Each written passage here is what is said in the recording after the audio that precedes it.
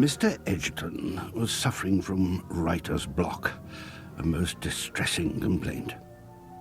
The closest he had come to a writing project in the past 6 months was the construction of his weekly grocery list. To complicate matters further, Mr. Edgerton's wallet had begun to feel decidedly lightweight of late, and nothing will dampen a man's ardour for life more than an empty pocket. And so, once again, he found himself wandering the streets of the city, vainly hunting for inspiration with the wrenching hunger of a beggar seeking scraps for his belly. In time, he came to Charing Cross Road, but the miles of shelved books only depressed him further, especially since he could find none of his own among their number. He was almost at the magistrate's court when something caught his eye in the window of a small antique shop. There, partially hidden behind a framed portrait of General Gordon and a stuffed magpie, was a most remarkable inkpot. It was silver and about 4 inches tall, with a lacquered base adorned by Chinese characters. But what was most striking about it was the small, mummified monkey that perched upon its lid, its clawed toes clasped upon the rim and its dark eyes gleaming in the summer sunlight. It really was a most ghastly creature. But Mr. Edgerton had acquired the civilized man's taste for the grotesque, and he quickly made his way into the darkened shop to inquire about the nature of the item in question. The owner of the business proved to be a veritable fount of knowledge about the items in his possession. The mummified primate was, he informed the writer, an Inkpot Monkey, a creature of Chinese mythology. According to the myth, the monkey provided artistic inspiration in return for the residues of ink left in the bottom of the inkwell. Although Mr. Edgerton was not by nature superstitious, he was a man profoundly in need of inspiration from any source. He paid over money he could ill afford for the faint hope of redemption offered by the curiosity, and made his way back to his small apartments with the inkpot and its monkey tucked beneath his arm in a cloak of brown paper. That evening, Mr. Edgerton sat at his desk once again and stared at the paper before him, and stared, and stared.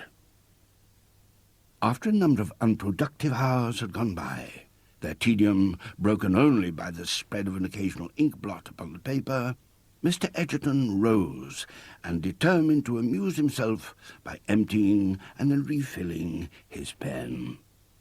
He reached down and gently grasped the monkey in order to raise the lid, when something pricked his skin painfully. He drew back his hand immediately and examined the wounded digit. A deep cut ran across the pad of his index finger, and blood from the abrasion was flowing down the length of his pen and congregating at the nib, from which it dripped into the inkpot with soft, regular splashes. Mr. Edgerton began to suck the offended member, meanwhile turning his attention to the monkey in an effort to ascertain the cause of his injury. The lamplight revealed a small raised ridge behind the creature's neck, where a section of curved spine had burst through its tattered fur. A little of Mr. Edgerton's blood could be perceived on the yellowed pallor of the bone. The wounded writer retrieved a small bandage from his medicine cabinet, then cleaned and bound his finger before resuming his seat at his desk. He regarded the monkey warily as he filled his pen from the well, then put it to paper and began to write. He wrote long into the night, refilling his pen as required, and so bound up was he in his exertions that he failed entirely to notice that his wound had reopened and was dripping blood onto pen and page, and, at those moments when he replenished his instrument, into the depths of a small Chinese inkpot. Mr. Edgerton slept late the following morning and awoke to find himself weakened by his efforts of the night before. He returned to his desk to find that the Inkpot Monkey had fallen from its perch and now lay on its back amid the pencils and pens. Gingerly, Mr. Edgerton lifted it from the desk and found that it now weighed considerably more than the inkpot itself, and the physics, rather than any flaw in the inkpot's construction, had played its part in dislodging the monkey from its seat. And then, quite suddenly, Mr. Edgerton felt the monkey move. Its arms and legs stretched wearily, as if it was waking from some long slumber, and its mouth opened in a wide yawn, displaying small, blunt teeth. Alarmed, Mr. Edgerton dropped the monkey and heard it emit a startled squeak as it landed on the desk. It lay there for a moment or two, then slowly raised itself on its haunches and regarded the writer with a slightly hurt expression before ambling over to the inkpot and squatting down gently beside it. Despite his unnerving encounter with the newly animated monkey, Mr. Edgerton put in a most productive day and quickly found himself with the bulk of 5 chapters written, none of them requiring more than a cursory rewrite. It was only when the light had begun to fade and Mr. Edgerton's arm had started to ache that the monkey awoke and padded softly across a virgin page to where Mr. Edgerton's pen lay in his hand. The monkey grasped his index finger with its tiny paws, then placed its mouth against the cut and began to suck. It took Mr. Edgerton a moment to realize what was occurring, at which point he rose with a shout and shook the monkey from his finger. It bounced against the inkpot, striking its head soundly against the base, and lay unmoving upon a sheet of paper. Instantly, Mr. Edgerton was seized with regret at his hasty action. He had endangered the monkey, which he now acknowledged to be the source of his newfound inspiration. Without it, he would be lost. Torn between fear and disgust, Mr. Edgerton reluctantly made his decision. He squeezed together his thumb and forefinger, causing a droplet of blood to emerge from the cut, and then, his gorge rising, allowed it to drip into the monkey's mouth.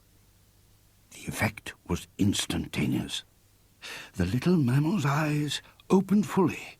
It rose on its haunches, and then reached for and grasped the wounded finger.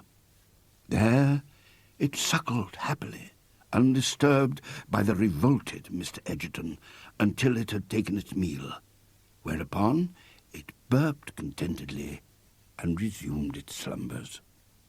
And thus it continued. Each day Mr. Edgerton rose, fed the monkey a little blood, wrote, fed the monkey once again in the evening, wrote some more, then went to bed and slept like a dead man. The monkey itself appeared to require little in the way of affection or attention beyond its regular feeds of blood and the occasional ripe banana. Mr. Edgerton, in turn, decided to ignore the fact that the monkey was growing at quite an alarming rate, so that it was now obliged to sit beside him on a small chair while he worked, and had taken to dozing on the sofa after its meals. In fact, it was not until Mr. Edgerton returned home from a visit to his publisher to find the monkey trying on one of his suits that he began to experience serious doubts about their relationship. He had noticed some new and especially disturbing changes in his companion. It had begun to molt, leaving clumps of unsightly grey hair on the carpets and exposing sections of pink-white skin. It had also lost some weight from its face. That, or its bone structure, had begun to alter, for it now presented a more angular aspect than it had done previously. In addition, the monkey was now over 4 feet tall, and Mr. Edgerton had been forced to open veins in his wrists and legs in order to keep it sated. Yet there were still chapters of the book to be completed, and the writer was reluctant to alienate his mascot. On the 29th day of August, he delivered his completed manuscript to his publisher. On the 4th day of September, which was Mr. Edgerton's birthday, he was gratified to receive a most delightful communication from his editor, praising him as a genius and promising that this novel, long anticipated and at last delivered, would place Mr. Edgerton in the pantheon of literary greats and assure him of a most comfortable and well-regarded old age. That night, as Mr. Edgerton prepared to drift off into contented sleep, he felt a tug at his wrist, and looked down to see the Inkpot Monkey fastened upon it, its cheeks pulsing as it sucked away at the cut. "Tomorrow," thought Mr. Edgerton, "tomorrow I will deal with it. Tomorrow I will have it taken to the zoo, and our bargain will be concluded forever." But as he grew weaker, and his eyes closed, the Inkpot Monkey raised its head, and Mr. Edgerton realized at last that no zoo would ever take the Inkpot Monkey, for the Inkpot Monkey had become something very different indeed. Mr. Edgerton's book was published later that year to universal acclaim. A reception was given in his honour by his grateful publishers, to which the brightest lights of London's literary community flocked to pay tribute. It would be Mr. Edgerton's final public appearance. From that day forth, he was never again seen in London, and instead retired to the small country estate that he purchased with the royalties from his great valedictory work. That night, speeches were made, and an indifferent poem recited by one of Mr. Edgerton's new admirers, but the great man himself remained silent throughout. When called upon to give his speech, he replied only with a small but polite bow to his guests, accepting their applause with a gracious smile. And while all those around him drank the finest champagne and feasted on stuffed quail and smoked salmon, Mr. Edgerton could be found sitting quietly in a corner, stroking some unruly hairs on his chest and munching contentedly on a single ripe banana.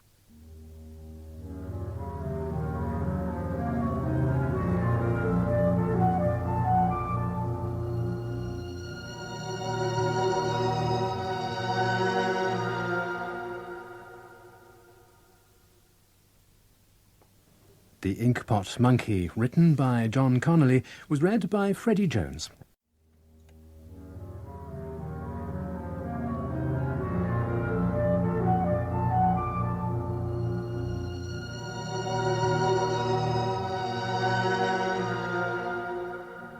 Only the worst and most desperate of clergy were dispatched to the living at Black Sands. For the community had long resisted the intrusions of organized religion. There were exceptions, of course. There was a duty upon the church and its clergy not to allow a community to exist without the light of the true faith to guide it. And so it was given to me as my first meagre living. From the rectory window, I could see the ghosts of the waves descending upon the dark shore, white on black. When they broke, it was as if the very sands had devoured them. The church itself was a humble thing, close by the beach, and the village was little more than a huddle of small houses spread over 5 or 6 narrow streets. There was a shop devoted to the sale of whatever the residents might require, from a clothes peg to a cartwheel, and beside it stood a small pub. Both premises were owned by the unofficial mayor of Black Sands, a Mr. Webster. He was a tall, cadaverous man, with the manner of an undertaker measuring up a particularly impoverished client for a cheap coffin. He politely declined my request to post the times of services in either of his premises. "As I informed your predecessor, we have no need of your presence here," he informed me, with a half-smile as he walked with me along the main street of the village. "I am no theologian, but it seems to me that there are many religions and many gods. There are other gods than yours, Mr. Benson, older gods. Each has a place. That I do not doubt. Unfortunately, the place for yours is not here." "I choose to stay," I replied. He shrugged. "Then we may yet find a use for you." The whispering began early in November. At first it sounded like the wind in the grass, but when I went to my window, the branches of the trees appeared unmoving. Still it came, sometimes soft, sometimes keening, speaking words I could not understand. I glimpsed a light moving on the promontory to the north, where a circle of old stones stood. My curiosity aroused, I dressed hastily, and wrapped in my dark coat, made my way through the fields toward the path that led to the ancient site. I was almost within sight of the trail when some instinct made me fall to the ground. Two shapes appeared on the path above me, the forms of men marching silently along. Webster stood, waiting for them at the circle, a lantern resting upon the flat stone before him. He was dressed in his usual tweeds, the tail of his overcoat flapping in the breeze. "Do you have it?" he said. One of the two men who had joined him, a dour farmer named Prater, handed over something white, a cleric's stole. One had gone missing from my washing line earlier in the week, and I had been driven almost to distraction trying to guess what might have happened to it. Now I knew. Webster picked up his lantern. Instantly his face was illuminated, but it seemed to me that I saw regret there. Or, so I hope now, in the light of what was to occur later. "It has to be done," said Prater. "It's the way of things." Webster shook his head slightly. "There will soon come a time when it will no longer be possible," he said. "And what then?" asked the third man, whose name I did not know. "Then the old ones will be forgotten, and the new will take their place." He picked up the stole, and he and his companions walked down to the beach. There they dug a hole in the sand and placed the garment within, before carefully covering up the hole once again. Then they returned to the village. I stayed where I was for a time, until I was certain that they would not return, then followed the path they had taken down to the shore. It was the work of only a few moments to find the little mound left by them, beneath which the remains of my church garment lay. I stood there for a time, uncertain of how to proceed. I was terribly afraid, and prayed for guidance, but none came. Instead, feeling that I was betraying the very faith I had so ardently defended to Webster, I removed my stole and returned to the rectory. The next day, I rose early and made my way into the village. I stopped by Webster's pub as he was making his preparations for the day. He found it hard to meet my gaze, but I gave no indication that I recognized his unease. "I was wondering," I said, "if I could trouble you for a cup of tea.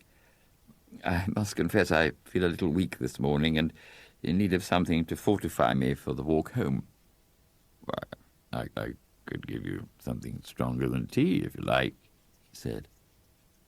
"Tea will be fine," I said, and watched as he disappeared into the kitchen behind the bar in order to heat the water. He was gone for only a couple of minutes, but in that time I did all that I needed to do. From the pocket of his jacket, which always hung on a hook behind the bar, I removed a worn white handkerchief, praying to God to forgive me as I did so.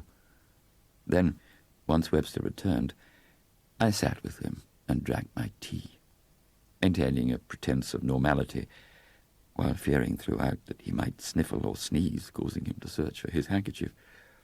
When I was done, I offered him money for the tea, but he refused. "On the house," he said, "just to show there are no hard feelings." "None whatsoever," I said, before I walked to the seashore and buried his handkerchief in the coarse, dark sand. I did not sleep that night, so that when I heard my name being called, I was almost expecting the summons. Webster was below my window, a lamp in his hand. "You must come quickly," he shouted. "There is a body on the seashore." I left my bed, pulled on my clothes and shoes, and descended to the door, but Webster was already running ahead of me by the time I got it open. "Come on," he cried. "Hurry!" I paused and drew a stout birch stick from my umbrella stand. I followed Webster's light until I arrived at the edge of the dunes looking down on the beach. Where the waves were breaking, a black bundle lay. Ahead of me, Webster was beckoning, calling me closer, but the bundle at his feet remained unmoving, even when I knelt down beside it in the light and probed gently at it. Slowly, my hands shaking, I drew back the damp black cloth that covered it. It was a dog. A dead dog. I looked up to find Webster's light beginning to recede from me as he tried to leave me alone on the beach. I was about to stand when I was momentarily distracted by a stinging sensation against my face. I brushed at the spot, and my fingers came away with a coating of black sand. All around me the grains were moving, shifting. Shapes rose and fell, forming columns that held their shape for an instant before disintegrating into dark clouds that fell onto the beach below. They might almost have been human. I thought I discerned horns emerging from their heads, warped and twisted growths that appeared to curl round their skulls, ending at their necks. The whispering began, and I understood at last that it was not language I had heard on past nights, but the movement of the sands, the individual molecules brushing against each other, reconstituting themselves in strange configurations. Clawed feet, taloned hands, and lidless eyes appeared, as if beings buried beneath the surface were somehow finding a means of expressing their ancient, lost forms. Now Webster was running, making for the safety of the dunes and the raised stone slab that rested on the promontory. I followed him, my progress arrested by the sponge-like quality of the terrain.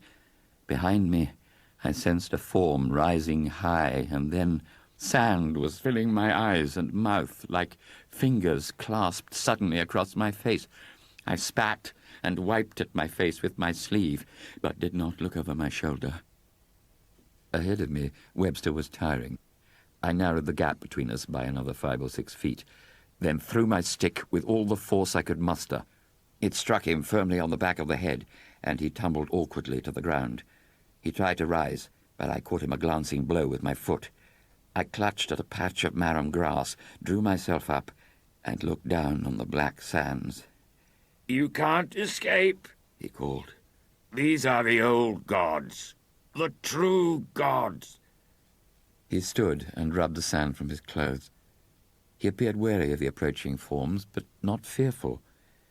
"Embrace it," Webster continued. "This is your death." "No," I cried. "It's not my death, and these are not my gods." And I removed from my pocket the stained cloth of my stole and displayed it to him.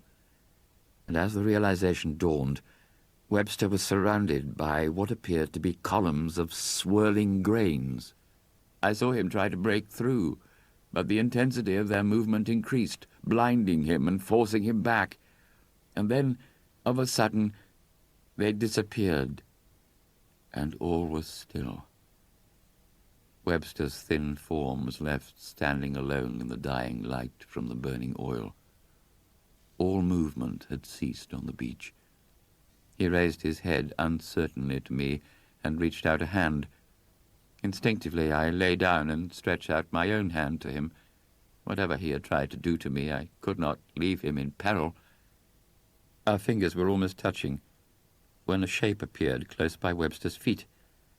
I saw an oval of sand rise up with two holes about midway down its form like the sunken sockets of eyes.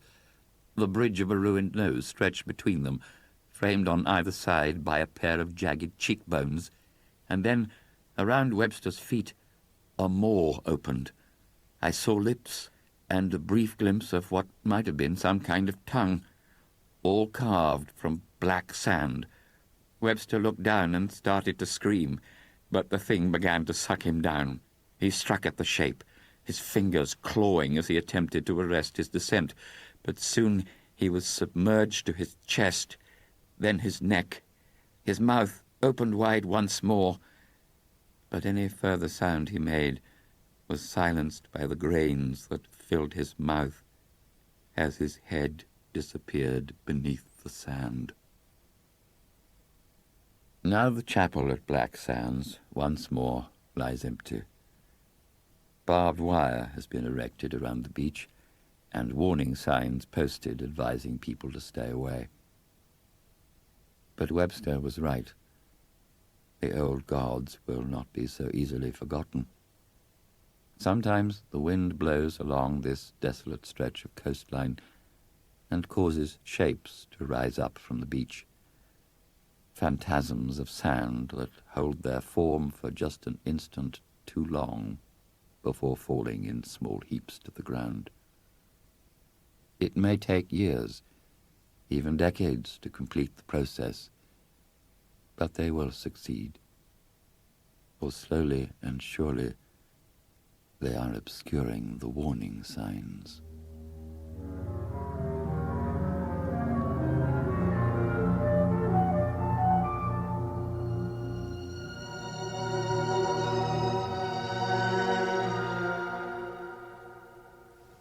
The Shifting of the Sands, written by John Connolly, was read by Ian MacDiarmid.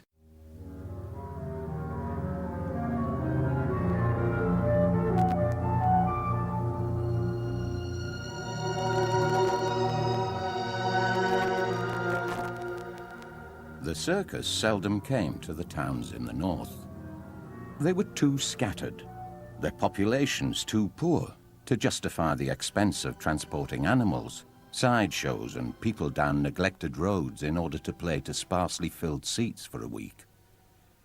William could not recall a circus ever coming to his town, not in the whole 10 years of his life, although his parents sometimes spoke of one that had played early in the year of his birth.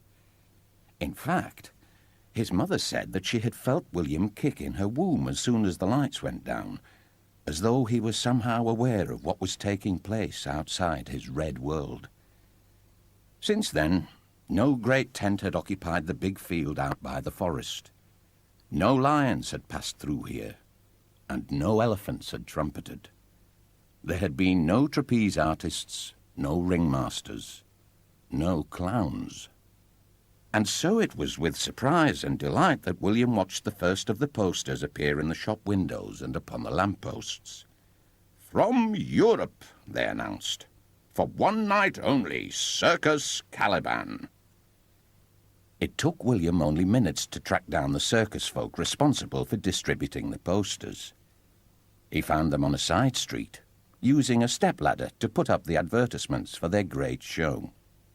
A cold north wind threatened to make off with a dwarf in a yellow suit, who teetered at the top of the ladder as he tried to staple a pair of posters together around a lamppost, while a strong man in a vinyl cape and a thin man in a red coat held the ladder steady.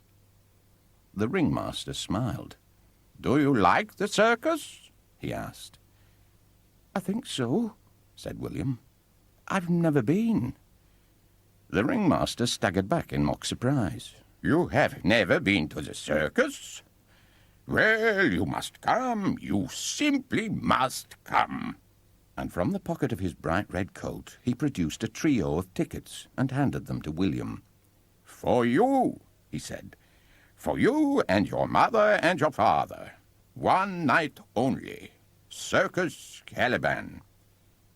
William took the tickets and held them tightly in his fist, unsure of the safest place in which to put them. "Thank you," he said. "You're welcome," said the ringmaster. "Will there be clowns?" asked William. "There are clowns on the posters, but I just wanted to be sure." "There are always clowns," said the ringmaster, and William thought that his breath smelled very sweet, like bullseyes and gumdrops and jelly beans all mixed together. "It would not be a circus without clowns." On the night of the performance, William and his mother and father drove into town and parked their car at the edge of the great field. People had come from all around to see the circus, and a house-full sign stood beside the ticket caravan. He followed his parents through the sideshows and rides. There were shooting ranges and hoop toss, games of skill and games of chance.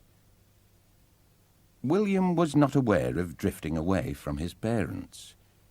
One minute they were beside him, and the next it was as if the whole circus had shifted slightly, moving silently in a great circle, so that William no longer stood among the rides and games, but at the very periphery of the performers' caravans.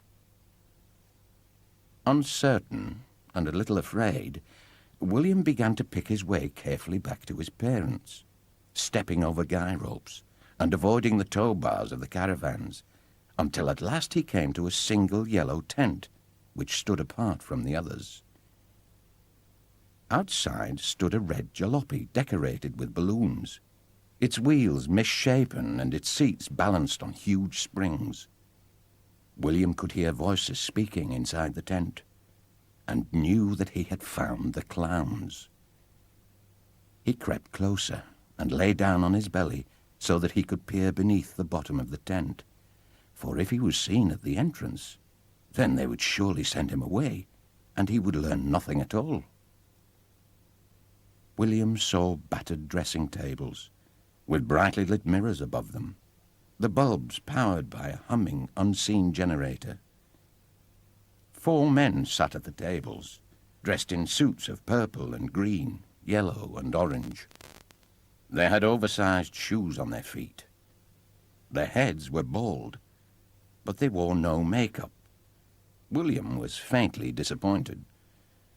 Then, as William watched, one of the men took a cloth and doused it in liquid from a black bottle. He looked at himself grimly in the mirror, then drew the cloth across his face. Instantly, a line of white appeared, and the rim of a big red mouth. The man wiped himself again, harder now, and circular red cheeks appeared. Finally, he hid his face in the cloth, rubbing furiously, and when the cloth came away, it was covered in flesh-colored makeup, and a clown stared back from the mirror. The other men were engaged in similar activities, rubbing away the cosmetics that concealed the clown faces beneath. But those faces were not at all funny or engaging. True, the men looked like clowns. They had big smiling mouths and oval shapes around their eyes, and fake redness painted onto their cheeks. But their eyeballs were yellow, and their skin looked puckered and diseased. Their bare hands were very white, reminding William of cheap sausages or uncooked dough. The clowns moved listlessly, and they spoke in a language William had never heard before, more to themselves than to one another. The tongue sounded very old and very foreign, and William felt himself grow increasingly afraid. A voice in his head seemed to echo their words, as though someone close by were translating for his benefit. "Children," the voice said. "We hate 'em. Foul things. They laugh at what they don't understand. They laugh at things they should be afraid of. Oh, but we know. We know what the circus hides. We know what all circuses hide. Foul children. We make them laugh, but when we can, we take 'em. And then the nearest clown turned and stared down at William. And the boy felt hands like talons gripping his own as he was dragged beneath the canvas and into the tent. Two clowns, unseen until now, knelt by him, holding him down. William tried to cry out for help, but one of the clowns placed a hand over William's lips, stilling any sound within. The other clowns crowded around, some with a little of their old makeup still in place, so that they seemed half human and half other.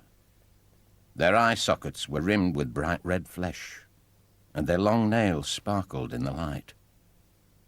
One of the clowns, now with an orange wig upon his head, placed his face very close to William's and sniffed at the boy's skin. Then he opened his mouth, revealing very white, very thin, and very sharp teeth. They curved inward at the bottom like hooks, and William could see great spaces of pink gum between them. A tongue emerged, long and purple and covered with tiny barbs. It unfolded like a fly's, or the end of a paper whistle, slowly uncurling from deep in the clown's mouth.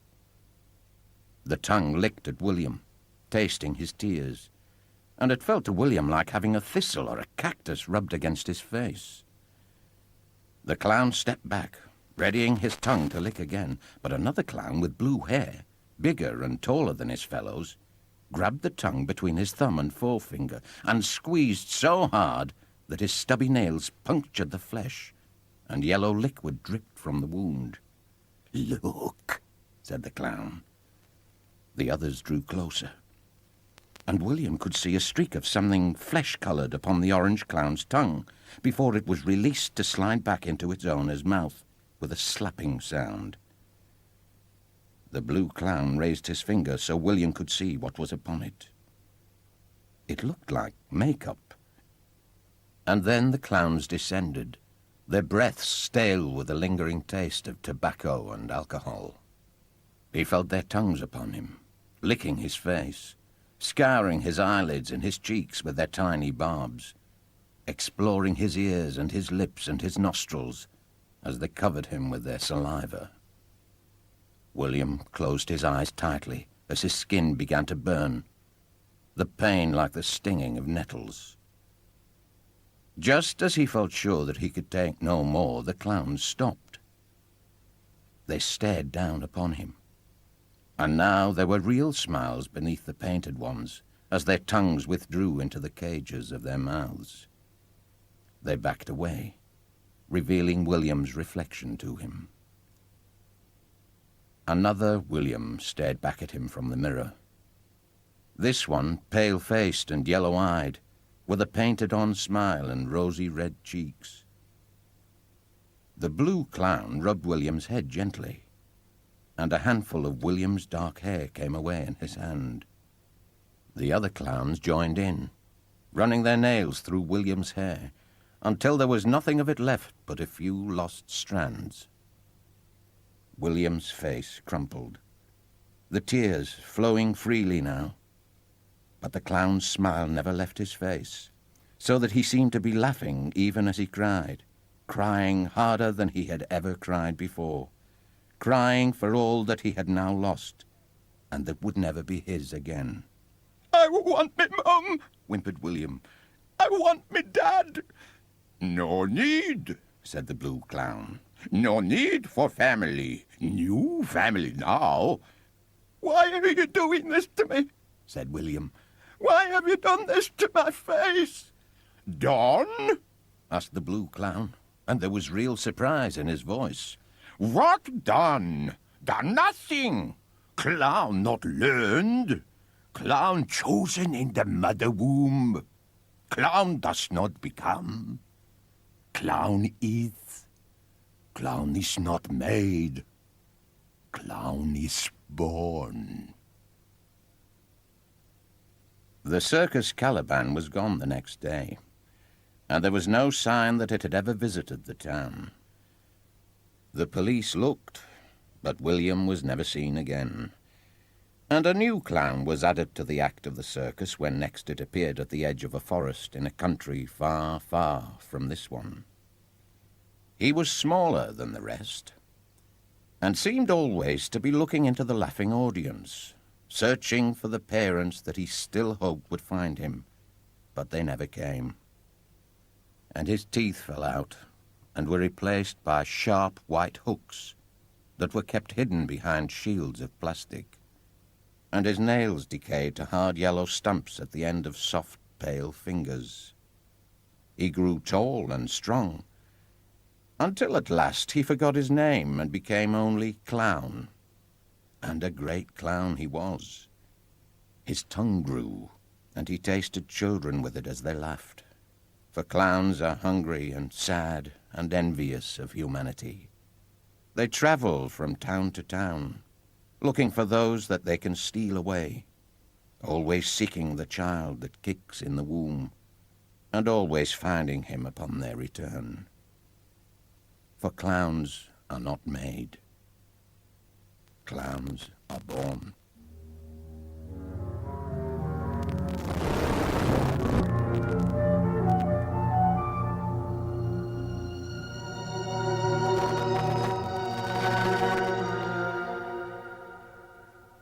Some Children Wander by Mistake, written by John Connolly, was read by Alan Armstrong.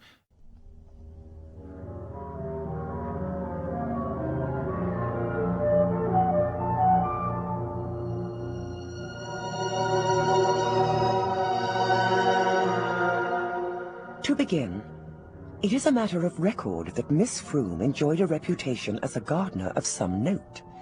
Her roses were the envy of many a retired army man, who, after a lifetime of inflicting destruction on others, now believed that he had found an outlet for his hitherto unexplored creative urges in the cultivation of plants and shrubs. Her age was largely indeterminable, but most suspected that she was in her early 50s. Her hair was very dark and untouched by grey, and her face was quite pale, with full lips and eyes that appeared alternately dark blue or light green, depending upon the light. Her body was full, although she tended to dress rather conservatively, and rarely exposed more than an ivory neck and the faintest hint of bosom, a restraint which merely added to her allure.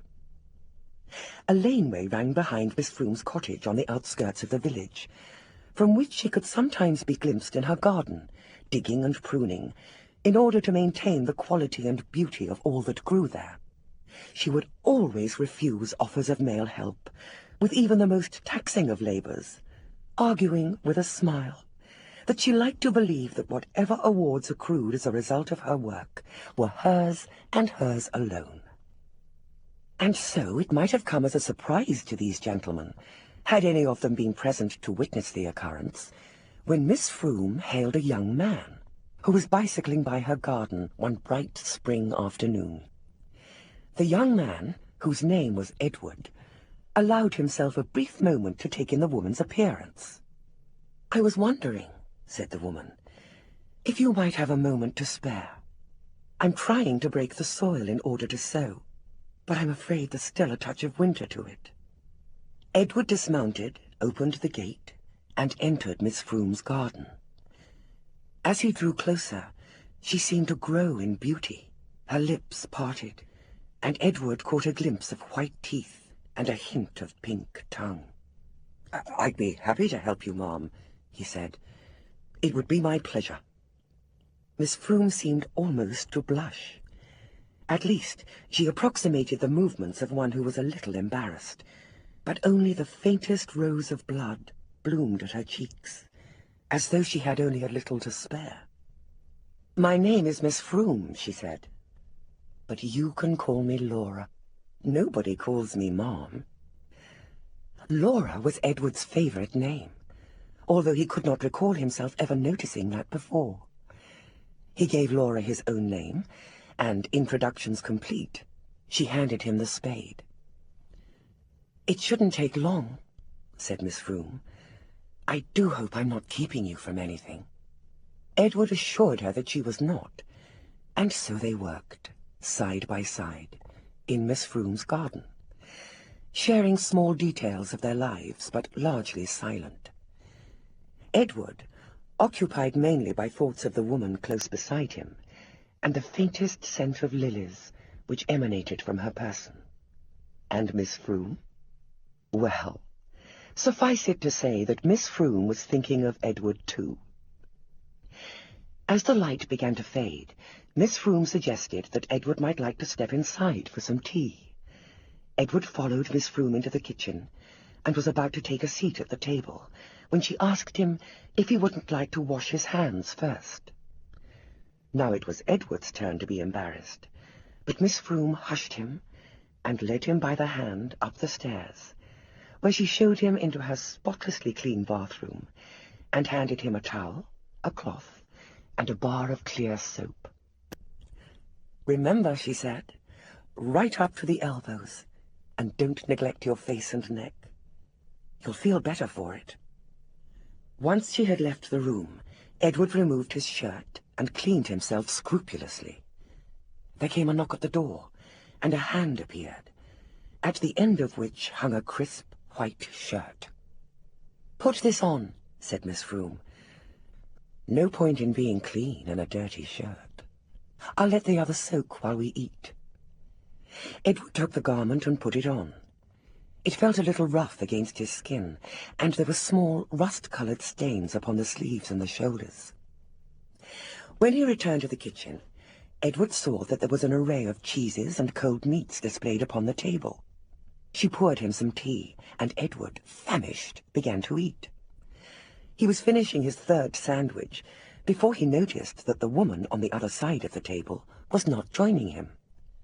"Aren't you eating?" he said. "I have a disorder," said Miss Froom. "It limits what I can eat." Miss Froom smiled at him. "Let me get you some more tea." She stood, but as she did so she staggered slightly, apparently about to fall. Edward rose swiftly and held her shoulders, then helped her back to her seat. She looked even paler than before, he thought, although her lips were redder yet. "I'm so sorry," she said. "I've been feeling a little weak lately. The winter was hard." Edward wondered if she needed a doctor, but Miss Froom told him that she did not. Instead, she requested that he retrieve a certain bottle from the refrigerator. Edward did as he was asked, noting as he opened the door that the interior of the fridge was very cold indeed, and returned with a wine bottle half full of red liquid. Edward poured the liquid into a cup. It was more viscous than wine, and had a faintly unpleasant smell. "What is it?" he asked as Miss Froom took a long mouthful. "Rat's blood," said Miss Froom, wiping a little dribble from her chin with a napkin. "Rat's blood?" said Edward, unable to keep the disgust from his voice. "Why are you drinking rat's blood?" "Because it is all that I have," said Miss Froom, as though the answer were obvious. "If I had anything of higher quality, then I would be drinking that instead." Edward wondered how hard it could be to acquire something tastier than rodent's blood, and decided that it couldn't be very difficult at all. What about wine?" he suggested. "Well, wine isn't blood, is it, dear?" said Miss Froom gently, in the tone teachers are accustomed to use with slower children in the class, the kind who sup from inkwells and misjudge the time it takes to get to the toilet. Edward sat down heavily. "All a bit much for you, is it?" asked Miss Froom. She patted his hand lightly. Her skin was almost translucent. Edward thought he could see bones through it. "What kind of person drinks blood?" asked Edward. He shook his head at the awfulness of it. "Not a person," said Miss Froom. "I don't think I can call myself that any longer. There is another word for what I am, although I don't like to hear it used. It has such negative connotations." It took Edward a moment to ascertain the word for himself. He wasn't very smart, but then Miss Froom liked that about him. "Is the word but Miss Froome interrupted him before he could speak it. "Yes," she said, "that's the one, but please, don't utter it. But, your kind attack people, don't they?" "Not me," said Miss Froome. "I like a quiet life. It's easier to hunt forest animals or the odd cat, and maybe even a sip from the neck of a cow or two, although it's not very hygienic." She sighed loudly. "Unfortunately, my scruples about preying on people mean that my strength has been gradually failing over these last decades. I'm not sure I could even hold on to a cow any longer. So now I'm reduced to rats. Do you know, it takes about 100 rats to equal the nutritional value of even 1 pint of human blood. Just enough to keep me going for 2 or 3 months. Do you know how hard it is to trap 100 rats?" "I'm weaker now than I have ever been," said Miss Froome softly. "Soon I will begin to age, and then—" She fell silent. As Edward watched, a single tear trickled down her pale cheek, like a diamond sliding across a patch of ice. "Thank you for your help with my garden," she said. "Perhaps you'd better go now." And with that, she buried her head in her hands and spoke no more. Edward left his corner and walked towards her. He laid a hand gently on Miss Froome's shoulder. She felt very cold. "A pint," he said at last. Miss Froome slowly stopped sobbing. "What?" she asked. You said that a pint of blood could keep you going for months." Miss Froome looked at him, and he drowned in her eyes.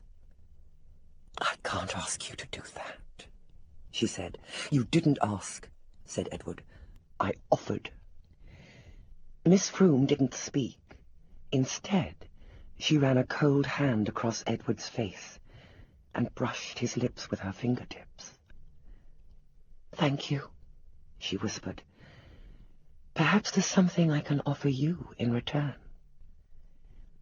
Her hand touched her chest, and a button on her shirt opened, exposing a hint of the bosom that had kept many a frustrated rose-grower awake at night. Edward swallowed hard, as gently she made him sit down once again on the kitchen chair. "Would you mind if I drank a little first?" she asked. "Perhaps from your wrist?" And she rolled up his sleeve, revealing his clean, freckled skin. "Will it hurt?" he asked. "Just a sting at first," said Miss Froome. "Then you won't feel anything else." Miss Froome's mouth opened, and he saw that her canines were a little longer than normal. Her tongue flicked at them, and Edward felt a surge of fear. Her mouth descended on him, and twin needles of pain shot through his forearm. He gasped, but then the pain faded, and he felt a kind of warmth and a sleepy pleasure. His eyes closed, and beautiful images came to him.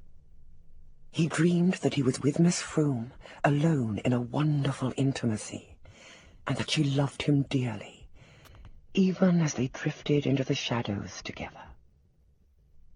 When Edward was dead, Miss Froome, her strength now restored, carried him to the cellar. There she worked on him, removing the major organs before placing his body in a large wine press. When he was fully drained, she removed what was left of him, separated the bones, and put them through a grinder. She took the fine powder and placed it in jars, so that she could mix it into the soil over the coming weeks, assuring herself of another fine crop of vegetables and roses for the coming year. Finally, she disposed of Edward's bicycle by tossing it into a patch of marshland a short distance from her home. When all was done and darkness had descended, she treated herself to a little tipple, her fingers lingering at her neck. as she recalled her first taste of the young visitor. Men, she thought, they really are the sweetest of creatures.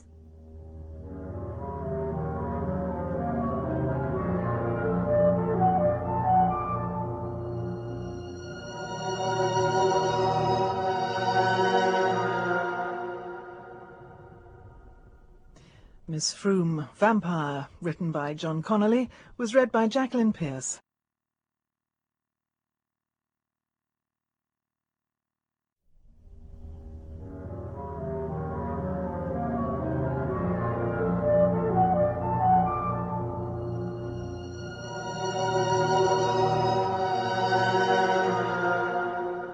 In truth, I cannot recall the first time that I noticed the change in my daughter's behavior. She was always developing, altering, or so it seemed with every passing day. Sam, my son, is gentle and quiet and likes to stay close to me.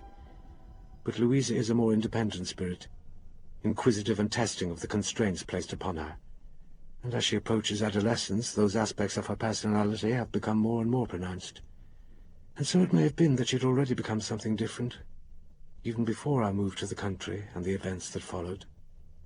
It appeared that the rectory had been on the market for some time. It had never provided a good living, and the care of the village's flock now lay with clerics from the larger town of Gravington, who took it in turns to hear services in the old chapel. 4 acres of good land surrounded the rectory, but none of the locals appeared anxious to pursue grazing rights upon it for their cattle. The reason for their reluctance could be traced to a mound in the centre of one of the fields. It was perhaps 20 feet in circumference and a little over 6 feet in height. Its origins were unclear. Some in the village referred to it as a fairy fort, a former dwelling place of some older, mythical race. Although it went unmentioned as such in archaeological records of the area, Louisa liked the idea of having a fairy castle on our land, and so she chose to regard it as such. Frankly, I was happy to do the same, little people being infinitely less troubling to my slumbers than the possibility of large numbers of old bones slowly decaying beneath green grass and daisies. Perhaps it may be that I'd forgotten the stories I was told as a child, tales in which such beings were not kind and gentle and beautiful, but vicious and ugly and hungry for human life. There were words of warning spoken about them: child-stealers, cuckoos in the nest, changelings. Sam, by contrast, avoided the mound, preferring that we take the circuitous path through adjoining fields rather than pass by it, while his more adventurous sister took the direct route, frequently choosing to wave at us from her perch upon its topmost point as we passed. Sam was always a little in awe of his sister and her mercurial qualities. Once again, perhaps that was why I failed to notice the changes in her at first, for they took place against a constantly shifting backdrop of moods and humours. Yet, now that I consider the matter more closely, I do recall an incident some weeks after we arrived. I woke to feel a cool breeze flowing through the house, accompanied by the sound of a window beating against its frame. I left my bed and followed the sound to my daughter's bedroom. She was standing at the window. "I thought I heard someone calling," she said. But I noticed that she appeared to be concealing something from my view as she climbed back into bed. She drifted back to sleep almost immediately, as though she were wearied by her efforts, her hands hidden beneath the blankets. There was a leaf caught in her hair, perhaps blown in through the window, and I removed it gently, brushing the rest of her hair away from her brow so that it would not tickle her in her sleep. As I did so, my fingers touched something rough close by her shoulder. Gingerly, I drew back the blanket. Her doll, Molly, was gone. In its place was a rough form made of straw and twigs. 4 dandelion leaves met upon its back in a crude imitation of wings, and it had slitted ovals for eyes. It resembled a person, except that its arms were unusually long and its torso was distended, the belly enormous. I carried the primitive form from my daughter's room and placed it on a shelf in the kitchen before returning to bed. When I returned to check upon it the next morning, it had fallen to pieces, and black flies clustered upon its scattered remains. It was almost midday when I at last had a chance to talk to Louisa about the incident of the night before, but she could recall nothing of our conversation. Nor could she tell me where her doll had gone. or how the straw figure came to be in Molly's place. I left her scouring the house for her lost doll under the care of our housekeeper, Mrs. Amworth, and decided to take a walk, until at last I found myself, not entirely without design, staring at the mound in the third field. I squatted silently at its base and laid my hand upon it, the earth warm beneath my palm. I was experiencing no unease now. In fact, I found myself relaxing, my eyes closing, the scent of wild flowers and running water filling my nostrils. I wanted to rest, to lie upon the ground and forget my worries, to feel the grass against my skin. I think that I almost began to stretch myself upon it, when an image came unbidden to me. I both saw and felt a presence approaching fast from beneath the mound, ascending along a tunnel of earth and roots, segmenting worms and crushing insects as it came. I glimpsed white skin, as of a creature that had spent too much time away from the light, and ears that were little more than flaps over sunken holes in its skull, and pale lips and dark, slitted eyes, animated by an intelligence that was both ancient and terrible. And it was not alone. Others followed it, ascending toward where I knelt, drawn by my warmth and driven by a desire that I could not comprehend. My eyes snapped open, my mind emerging from its torpor, and I snatched my hand away and threw myself from the mound. But for a brief moment I felt a disturbance beneath my palm, as though some force had thrust against the skin of the earth in order to grasp me to itself. I rose to my feet and wiped the grass and dirt from my hands. Where my palm had rested only moments before, I now glimpsed a patch of red.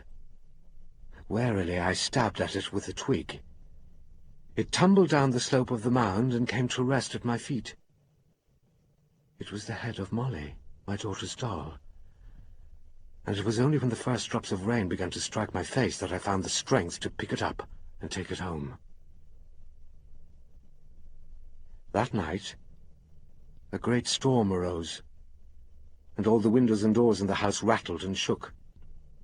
I awoke to the sound of Sam crying and brought him to my bed. I checked on Louisa, but she remained asleep, oblivious to the turmoil without.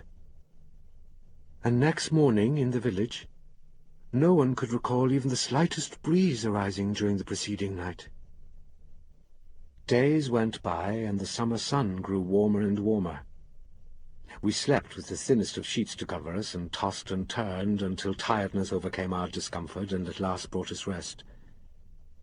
On one or two of the hottest nights, I awoke to the sound of a tapping at the glass in the room next door, and found Louisa standing somewhere between sleeping and waking, scraping at the lock. In the morning, she would have no memory of what might have caused her to rise, but marks began to appear on the outside of the glass, faint, parallel scratches, as though the tines of a large fork had been dragged roughly against it, and my dreams were haunted by shadows of flying beings, their wings now free once more to beat against the darkness as they tested windows and doors, frantically trying to gain access to the children within. Then one day I was called to London on business and was forced to spend the night away from the house.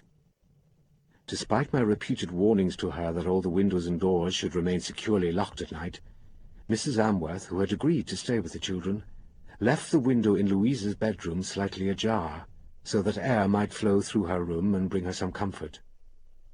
And the presence in the fort grasped the opportunity that it had been seeking, and all was altered forever. It was Sam who first alerted me to the change in his sister. Previously adoring of her, he now kept himself apart from her, refusing to join in her games and remaining even closer to me than before. One night, after I had laid him down to sleep, I heard movement in his room, and, upon attempting to enter, found my progress impeded by a chair and cushions and Sam's toy box. When I asked him what he was doing, he at first refused to speak, instead pushing his lower lip out and looking at his feet. But slowly that lip began to tremble, and in the midst of a flood of tears he told me that he was frightened. "Frightened of what?" I asked.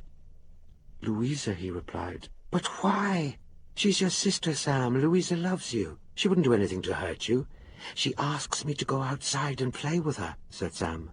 You like playing with her, I said, conscious suddenly that while this might once have been true, it was true no longer. At night, said Sam. She wants me to go out and play with her at night, in the dark. At the fort, he added. And then his voice broke altogether, and he would not be consoled. But when I confronted Louisa about her brother's fears, she would answer only that he was lying, and that she had no desire to play with him anyway. When I tried to pursue the matter, she would not reply, and I eventually gave up, frustrated and uneasy.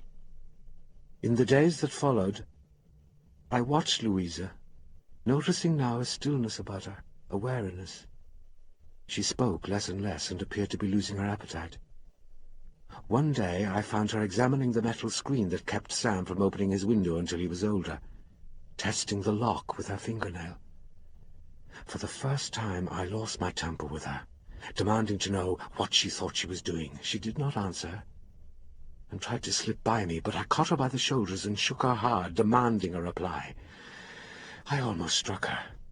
So furious was I at the change in her behavior, until I looked into her eyes and saw something red flicker in their depths, like a torch suddenly igniting in the darkness of a deep chasm. And it seemed to me, although perhaps I merely imagined it, that her eyes were narrower than before, and now slanted upward slightly at the corners.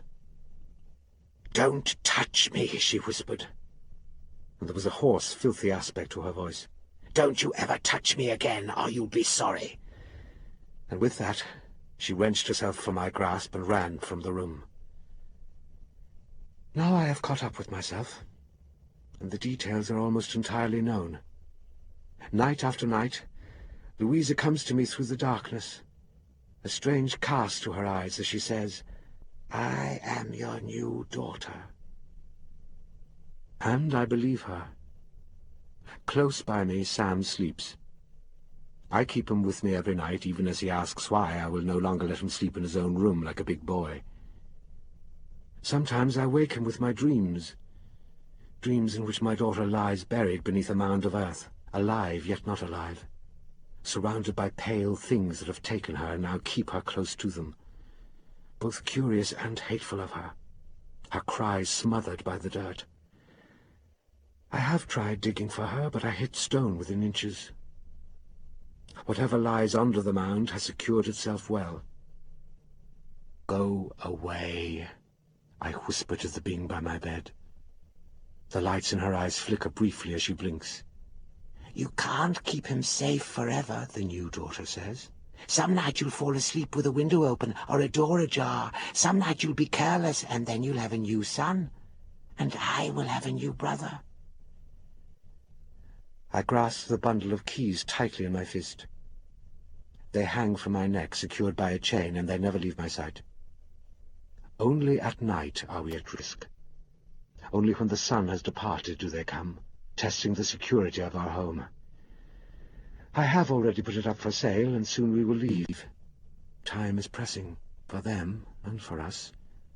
"No, you're wrong," I tell her, and I watch as she retreats into a corner and sinks slowly to the floor, her eyes shining in the darkness as unseen figures pull at the windows and the doors, and my son, my real son, sleeps softly beside me, safe. For now.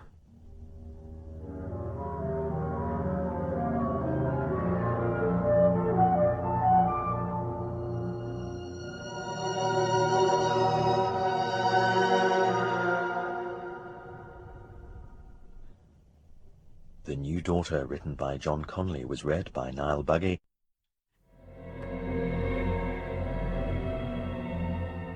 Once upon a time, so long ago now that I cannot quite tell what is imagined and what was real, there came upon our town a dreadful plague. It began slowly. Where there are humans, so too will there be rats, and it took time before the townsfolk noticed an increase in the population, or that these were rodents of unusual savagery, capable of killing cats and seeing off the most seasoned of ratters. It seemed, too, that they moved with a certain agency, as though controlled by a governing intelligence. And this intelligence came at last to reveal itself. It was a single giant rodent, the size of a big man's arm, and that was without the tail, which itself resembled a thick grey snake, with a spur of bone upon his head like a crown. This Rat King took as his throne-room an old grain store in the centre of the town, and surrounded himself with so many of his fellows that just to approach his lair was to risk injury or even death. In the 3rd week of the plague, the mayor's baby son, barely a month old, was found in his cradle, his face half-eaten and his eyes gone from his head. As a final horror, the rats had placed one of their own in the child's mouth, a dead infant, pink and hairless, like a second tongue. It had helped to smother the child's cries. The corporation met in the Guildhall, the mayor silent at the head of the table, lost in his grief.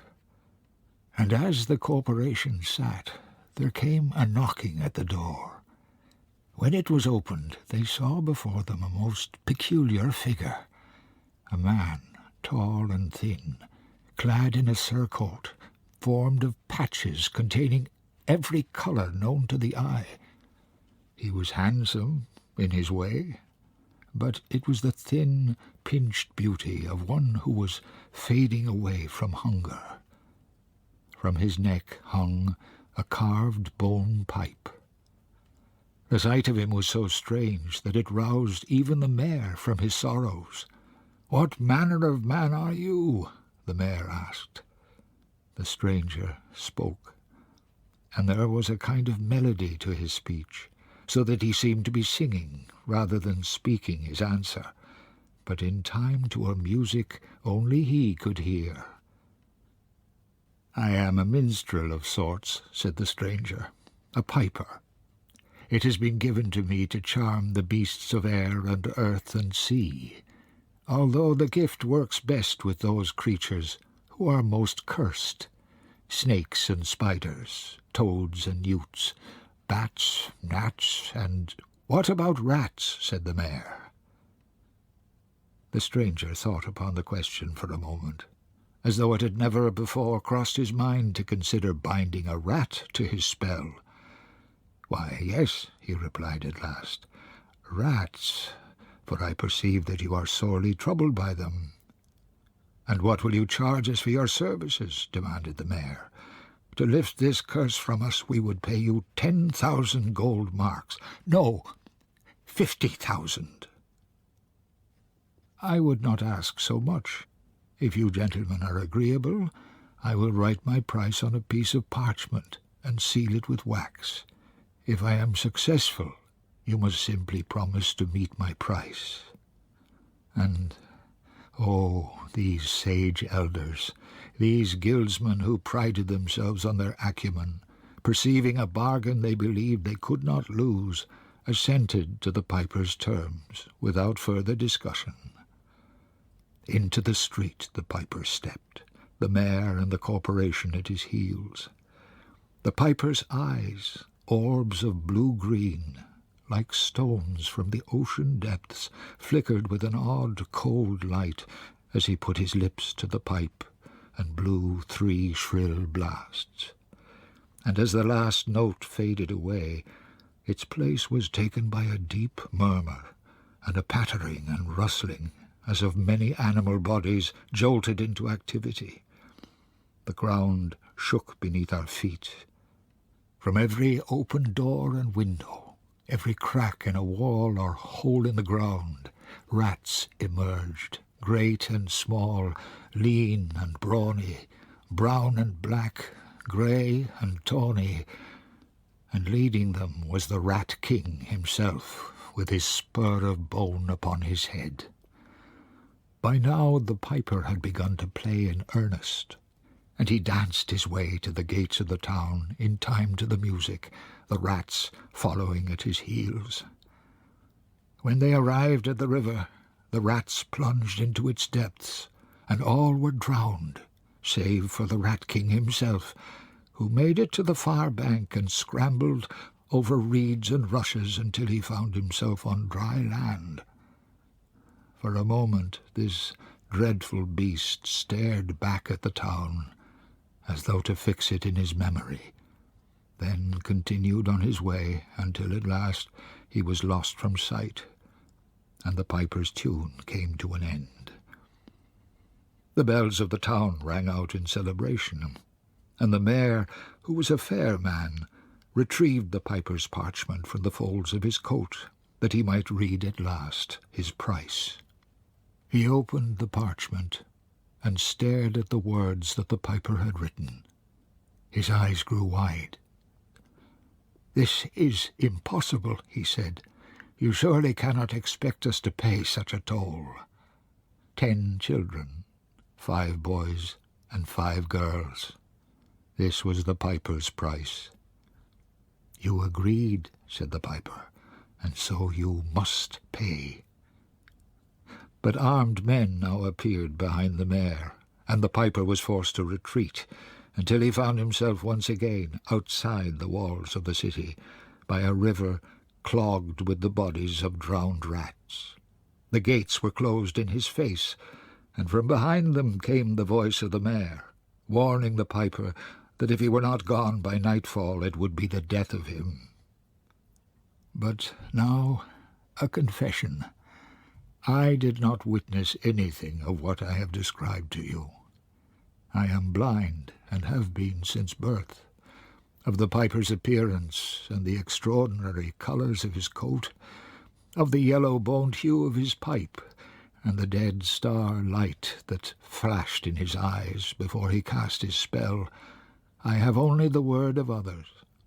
I had always cursed my blindness until the piper came. Now I know that only my blindness saved me when he returned. He arrived in the dead of night. I opened my sightless eyes to the sound of his music, as did wake every other child in the town, and my feet moved in time to the piper's song. But the notes alone were not sufficient to separate children from their families, for a child's love for its parents is stronger even than the spell of a piper, and so each boy and girl woke to a flickering before them, a wash of hues like a rainbow in human form. It was such sprites as these that finally drew them from their beds and led them through the streets to the walls of the town, where the strongest among them opened the gates so that all might join the piper. And this they did, dancing to his tune, while the piper's ghosts frolicked around them, as a wondrous portal opened wide in the mountain above the town, and into this the children vanished and were never seen again. I know this because Jacob, the miller's son, as deaf since birth as I was blind, held my hand as we stood at the gate, and spoke to me in his distorted voice of what he was witnessing.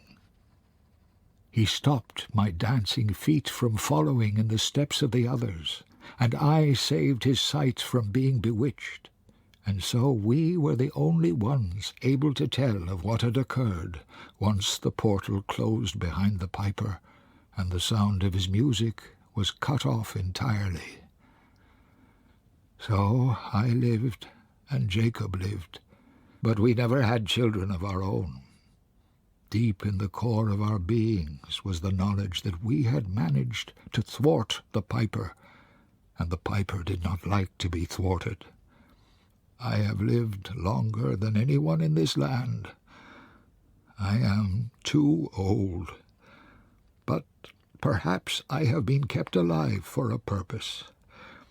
Some days ago, a merchant came to me from the kingdom across the water and told me a tale. He was passing through the mountains above a remote village at the northern edge of his country, and there he beheld a strange sight. A blighted figure, like a gargoyle, dressed in a surcoat of many colours, perched upon a rock. As he sat, this creature's hands worked on a length of bone, carving holes in it to complete an instrument, a pipe. The bone was small, but recognizably human, and the merchant thought that it might have come from a child's arm. While the merchant watched, almost spellbound, the figure cut and carved, chiselled and cored, until finally he raised the pipe to his lips and tested it. A distorted note emerged, and its creator, dissatisfied, returned to its work. This figure was hump-backed, the merchant said, with twisted limbs, and the nose of a carrion bird, a crooked man. On a stone beside him stood a huge rat with a spur of bone on his head that he wore like a crown. The crooked man spoke to the rat as he worked. "A new pipe," he said, "for a new town." The rat licked at his paws in anticipation of what was to come, just as the crooked man tested the pipe again, this time finding its music more to his liking. Instantly he was transformed. His back became straight, his limbs adjusting their proportions to match his frame. His nose shortened, and the light of malice in his eyes was dimmed, although it was not extinguished entirely. The merchant had seen enough, but he was not done with the horrors for that day. He both heard and felt a rumbling from the ground beneath his feet. A portal opened in the rock face, and from it poured forth an army of rats, which gathered itself around the crooked man and the rat king on the stone. At the sight of them, the merchant turned to flee, but in doing so he lost his footing and tumbled down the mountainside, injuring himself grievously. He lay unconscious for 2 days and 2 nights, until at last he was discovered by riders from the village. They were searching for its lost children. The merchant left. He will spread the word, just as I have tried to do in my own small way. Watch for the piper, he will warn. Listen for his tune, because he is coming.